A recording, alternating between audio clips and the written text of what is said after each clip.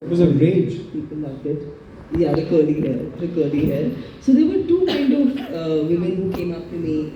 One was someone middle-aged, and she was like, I'm really thankful to you that I'm feeling that, it's good to be curvy and it's good to, be a bit chubby. And I did not till that moment realize that according to her, I was chubby in the song. I thought I was just fine. But it was nice to see that Indian women are curvy. And if there's one thing that I would really like to encourage through the way I dress today is to embrace my curves and to make women feel great about it, because people want it, and if you have it, I think you should just flaunt it and enjoy it.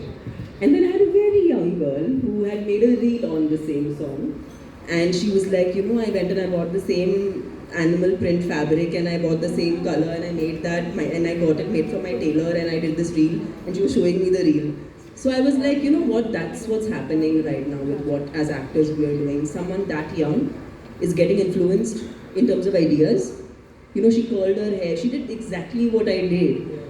And so that's the influence we have right now. So I think the idea is to enjoy yourself and and just see the magic happen, because somewhere or the other, if you do something heartfelt, it touches people. I think when I'm creating Rajiv, I definitely think about, I think things have changed actually for me, I have to say. When I started off, it was more about, is this on trend or is this something that's going to be cool for now and be spoken about? And I'm talking about 2009 when I started.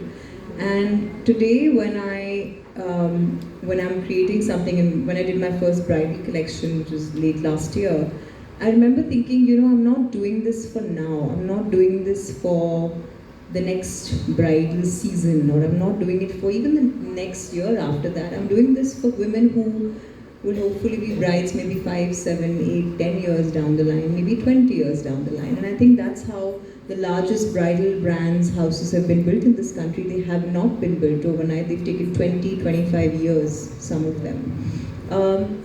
So I think as I grew and I matured, my thought process has changed, but I like to do things which kind of stand the test of time. Having said that, when I started off, I think I was one of the few people doing print.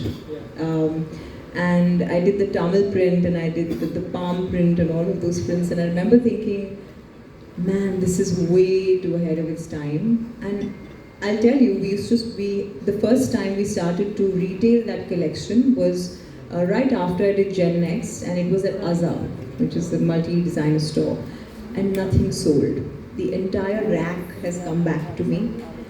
And today, those pieces, I think, I have people coming to the store and saying, we'll pay anything for a camera print sari, or we'll pay anything for the palm print jacket.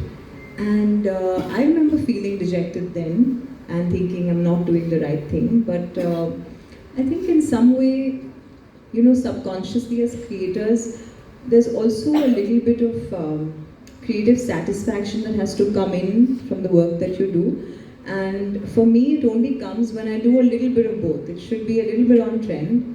It should be a little bit of, like I say, fashion is a mirror to society and what society is feeling. It should be a little bit of that, and a little bit of something that can be a classic and last in your wardrobe for a very long time, and hopefully also be passed down. And I think a lot of people initially questioned my credibility as a designer because they said, oh, she just has fun, quirky prints. Try doing it and getting a rack full back in your house. It takes a lot of courage, and I think somehow the guys who do textile and handicraft get a lot more, there's a lot more value attached to it. But I think that to do something cool and kitsch also takes courage.